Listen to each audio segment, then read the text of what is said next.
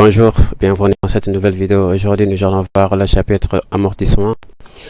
Voilà, nous allons parler beaucoup sur ce chapitre. Nous allons le résumer en quelques minutes. Voilà, dans cette partie, nous allons tout parler de l'amortissement, de la comptabilité générale. Donc, c'est un chapitre très intéressant que vous devrez vraiment comprendre cette partie. Et voilà, donc l'amortissement, à la fin de la vidéo, j'ai en tout cas parlé de les intérêts de ce chapitre. Voilà pourquoi calculer l'amortissement. Et voilà, sans plus tarder, vous allez voir un cours qui sera plus ou moins détaillé, qui concerne ce chapitre. Voilà, comme vous voyez ici. Et d'abord, si vous êtes nouveau ou nouvelle encore, sur la chaîne, n'oubliez pas de vous abonner et activer la cloche de notification pour ne manquer aucune de mes prochaines vidéos. Et après ce chapitre, nous allons étudier les différents cas de plan d'amortissement qui sont dans cette partie, dans nos vidéos, prochaines vidéos. Nous allons faire les différents plans d'amortissement et les recherches des annuités, autrement dit recherche de l'amortissement. Et voilà, donc ça sera très important. J'espère que nous pouvons passer directement. Et voilà, chapitre amortissement. De définition. Nous allons définir l'amortissement. C'est quoi l'amortissement? Et voilà, l'amortissement est la constatation comptable de l'amoindrissement de la valeur d'une immobilisation qui se déprécie de façon certaine et irréversible en fonction du temps, usage et dans l'espace. Et voilà. Donc nous avons une définition très ramassée et très résumée et qui parle de tout. Donc nous allons d'abord expliquer les mots-clés de cette définition pour que vous puissiez comprendre c'est quoi l'amortissement. Voilà.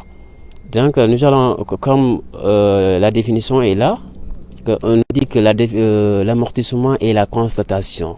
À quoi relève de la constatation? Juste là. Donc je vais juste pointer là. Voilà, quand on est là, de la constatation, quand on nous dit que l'amortissement est la constatation, cela veut dire que c'est chez une charge, mais c'est une charge qui est constatée. C'est une charge qui a été constatée, mais ça ne reflète pas à la réalité en termes de liquidité de charge. Et voilà, donc on ne nous force pas, on ne décaisse pas le montant de l'amortissement. C'est pourquoi on dit qu'on constate. Maintenant, on constate quoi? Est une constatation comptable de quoi? De l'amoindrissement de la valeur d'une immobilisation. De l'amoindrissement veut toujours dire ici que diminution de la valeur. Donc on constate une diminution de la valeur de quoi? D'une immobilisation. On vous a dit que l'immobilisation, ce sont des biens de l'entreprise qui durent au moins une année, qui sont susceptibles de rester dans l'entreprise au moins une année, que sont les bâtiments, les terrains, ce sont des immobilisations, matériel de transport, les MOIC, et voilà, ainsi que les titres de participation. Voilà, ce sont des immobilisations. Cela nous dit tout simplement qu'on constate une diminution de la valeur de nos immobilisations qui se déprécie toujours, c'est la même chose. Ça pourrait signifier aussi que c'est une diminution encore de la valeur. Voilà, une perte de valeur, qui veut dire la dépréciation. De façon certaine, maintenant, quand on nous dit de façon certaine et irréversible, cela nous dit que l'amortissement est de façon certaine et irréversible. On est certain au moment où on achète nos immobilisations, on est certain que la valeur de nos immobilisations va diminuer. Et on est aussi, le caractère aussi est irréversible. On sait que si la valeur a diminué, on ne pouvait plus revenir à la valeur initiale, on ne pouvait plus reprendre à la valeur. Voilà, c'est pourquoi on dit que ce caractère est certain et irréversible. Quand on achète un bien, on sait pertinemment que la valeur va diminuer, et si la valeur diminue, ce caractère n'est pas réversible, c'est irréversible. Donc, en fonction de quoi? En fonction du temps, en l'usage et en l'espace. Donc, en fonction du temps, l'amortissement est en fonction du temps. C'est pourquoi? Parce que si vous posez la question, supposons quand on prend en exemple des téléphones, avant, vers les années 2006, voilà, 2006-2007, j'étais très petit, mais 2006-2007, je vois des téléphones de Nokia, c'est tout simple. Mais aujourd'hui, qui coûtaient avant à 150 à 100 000 francs. Mais aujourd'hui, vous pouvez me dire la valeur de ces Nokia. Je peux même dire que c'est Nokia, voilà, même si ça existe, ça pourrait être acheté à 15 000 ou de 12 000 francs. Alors, cela veut dire que la valeur de ces Nokia quittait entre 2007 et 2022 de 150 000 à 15 000 francs. Donc, cette valeur de constatation, cette constatation qu'on appelle l'amortissement, cela veut dire que ceci est amorti dans le temps. Et dans l'usage, c'est l'utilisation. Donc, si on a acheté un bien, que ce soit, supposons, notre téléphone portable aujourd'hui, au moment où on a acheté notre téléphone portable, supposons, j'ai acheté aujourd'hui mon téléphone portable à 100 000 francs. Et dans 6 mois, j'essaie de le revendre. J'espère que je ne pouvais pas plus le revendre à 100 000 francs. Et j'essaie, depuis à l'acquisition, que quand je l'achète, dès que je vais commencer à utiliser, et la valeur de mon téléphone va commencer à baisser. Donc, cela veut dire que cette différence du prix de revente, de la valeur qu'on appelle la VNC, la valeur nette comptable, la valeur que mon téléphone, la valeur de mon téléphone après 6 mois ne sera pas égale à la valeur de mon téléphone d'aujourd'hui. Donc, cette différence, on appelle le montant de l'amortissement. Donc, l'amortissement se fait de façon dans l'usage, dans l'utilisation. C'est très clair, ça c'est pertinent. Et dans l'espace. Donc, dans l'espace, c'est dans les milieux. Si je vous pose la question, les biens qui sont utilisés aujourd'hui ici ne sont peut-être pas avec la valeur, n'ont pas de valeur dans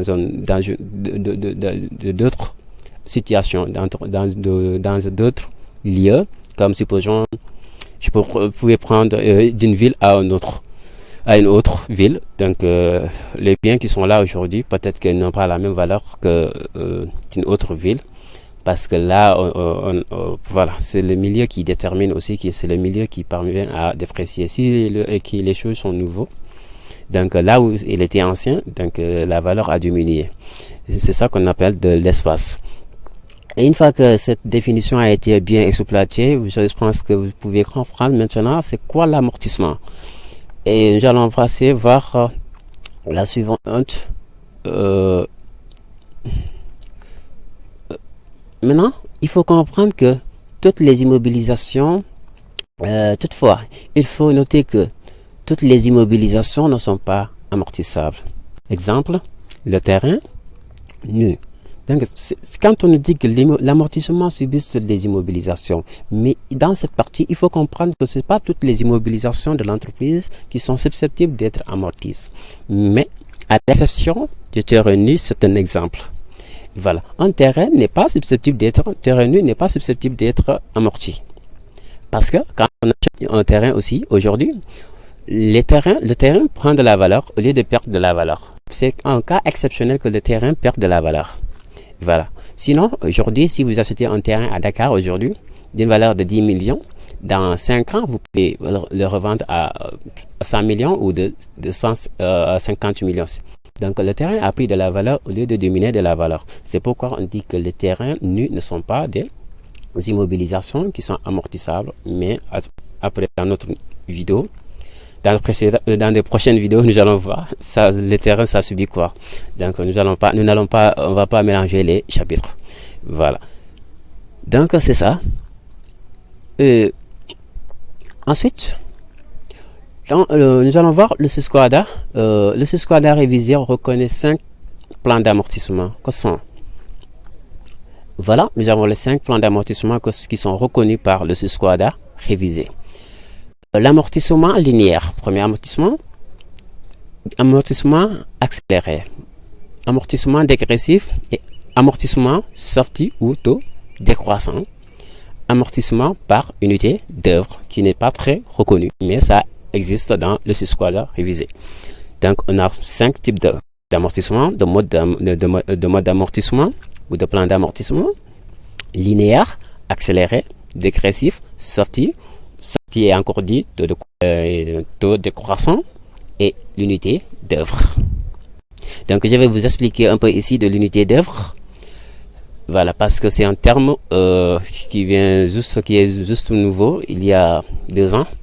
Donc l'unité d'œuvre, l'amortissement, cette méthode, ça dépend de l'unité.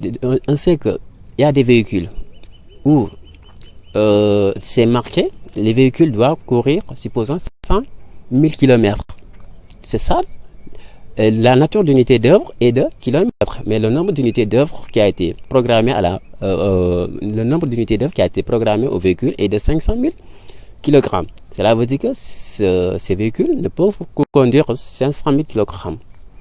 Donc une fois là, on constate que le véhicule a été amorti.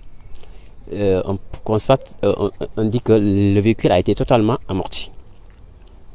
Voilà, donc une fois les 500 000 km qui ont été parcourus par le véhicule a couru jusqu'au maximum. Donc on parle de maintenant l'immobilisation complètement amortie.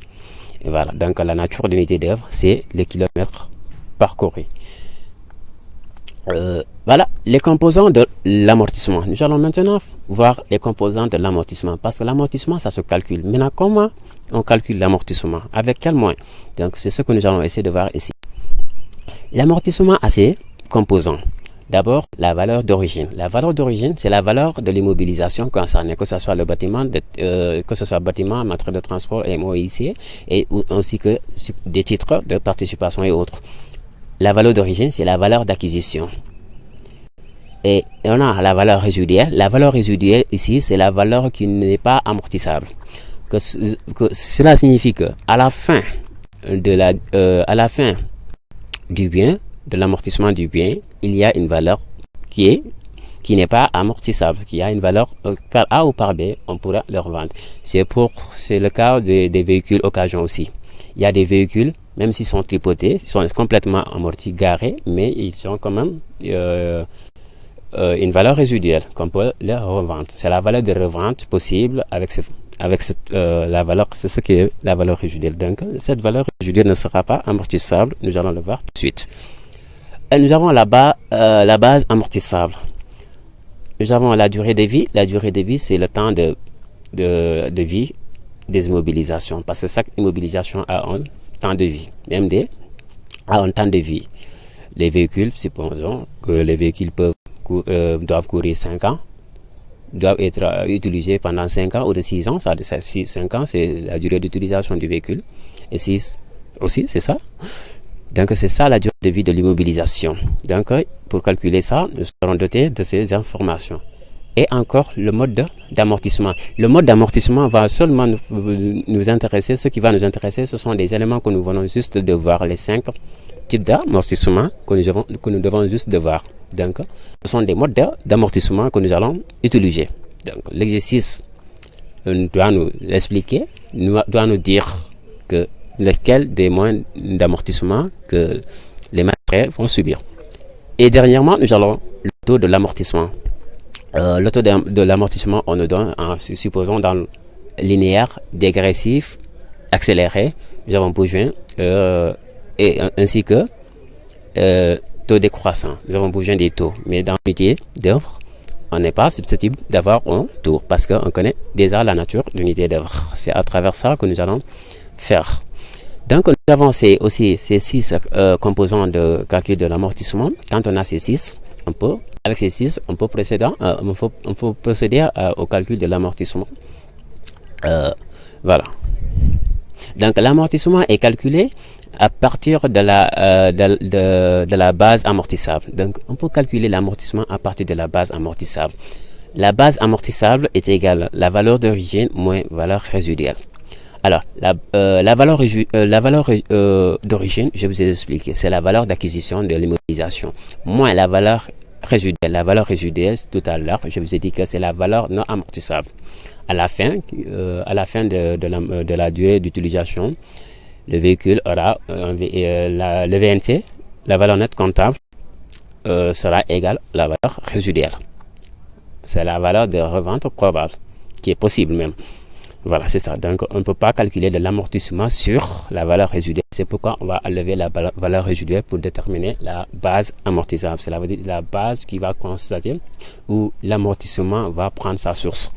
C'est la base amortissable. C'est bien, c'est bien. Ok, c'est bon. Donc, si vous n'avez pas de valeur résiduelle dans un exercice, cela veut dire que la base amortissable est égale à VO. Et l'amortissement, la formule de l'amortissement n'est rien d'autre que la base amortissable. Je constate ici que le moment où VR est nul, c'est égal à la base amortissable, VO fois taux fois N sur quarantaine. La quarantaine, c'est soit le nombre de mois, soit si N a été exprimé en mois, vous allez prendre les 12 mois. Si ça a été exprimé en jours, vous allez prendre les 365 ou les 360 jours. 360 jours. Voilà. Donc, si le taux est aussi en pourcentage, vous savez que vous devrez le diviser par 100% pour voir le taux sans pourcentage. Voilà, donc avec ça, vous aurez le montant. Quand vous faites ça, vous aurez le montant de l'amortissement. Et encore, l'amortissement calculé pour une année est appelé annuité. Donc là, c'est important aussi. Quand on vous parle de l'annuité, c'est la dotation ou de l'amortissement qui a été constaté d'une année. Donc c'est ça l'annuité. L'annuité, c'est la valeur de perte constatée à une immobilisation durant une année ou d'une année concernée. C'est ça qu'on appelle annuité. Et voilà. Donc la somme des annuités donne dotation aux amortissements, ou la somme des amortissements donne dotation aux amortissements. Et voilà. Donc, nous allons voir maintenant l'importance de ce chapitre. L'intérêt de l'amortissement. J'espère que vous avez bien compris la définition de l'amortissement, le mode des plans d'amortissement, les différents plans d'amortissement, les composantes de l'amortissement, ainsi que la formule qui a été posée de l'amortissement. Maintenant, nous allons venir expliquer maintenant pourquoi ce chapitre introduit en comptabilité, pourquoi les entreprises procèdent à cela aussi. Voilà. Si vous êtes un chef de projet, vous avez un projet, ou vous êtes gestionnaire ou un chef de projet, on vous a confié des tâches. Donc, vous êtes susceptible de connaître l'état d'avancement aussi, l'état d'avancement de vos immobilisations, de vos matériels. Parce que si vous ne prenez pas en compte l'état d'avancement de vos matériels ou l'état de dépréciation ou l'état d'avancement, parce que si vous avez commencé à exploiter, voilà, l'amortissement vous dit que vos véhicules, vos matériels deviennent de plus en plus vieux. Et quand vos matériels sont vieux, il y a un problème.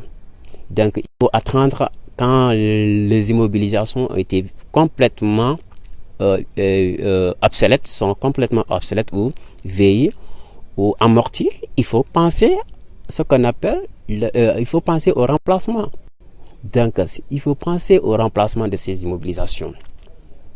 Sinon, l'entreprise risque de fermer ses portes parce que l'entreprise n'a pas de matériel d'exploitation. Alors, ces amortissements par annuel ou ces annuels que nous constatons, cela permet à l'entreprise d'épargner ou de mettre à côté quelque part le montant de dotation qui a été constaté au véhicule chaque année pour prétendre au remplacement de ces immobilisations une fois que ces immobilisations deviennent obsolètes. Donc, ça va trouver que l'entreprise a déjà mis encore un montant de dotation, l'ensemble de ces dotations constatées a mis de côté pour remplacer le matériel qui a été complètement amorti. Donc, c'est ça l'importance de ce chapitre. Si vous êtes chef de projet, vous ne prenez pas en compte de cela, vous allez aller jusqu'à un certain moment donné, dans 5 ans, 6 ans, vos matériels deviennent obsolètes, vous avez mangé tout l'argent, vous n'avez pas fait de belle gestion. Et voilà, donc l'entreprise va se confronter à des problèmes, alors que vous n'avez pas pris en compte de tout cela. Et vous allez même surgonfler vos charges, voilà, vos produits ou vos résultats, dites que voilà, l'entreprise a fait un résultat de temps, alors que vous n'avez pas constaté les dotations aux amortissements, que les véhicules, les immobilisations sont susceptibles d'être renouvelés. Voilà, donc c'est ça l'objectif de l'amortissement. J'espère que nous allons s'arrêter là aujourd'hui. Et la prochaine vidéo, nous allons voir tous les modes d'amortissement et comment faire les recherches des annuités. Voilà, j'espère que nous allons s'arrêter là aujourd'hui. Merci, à la prochaine.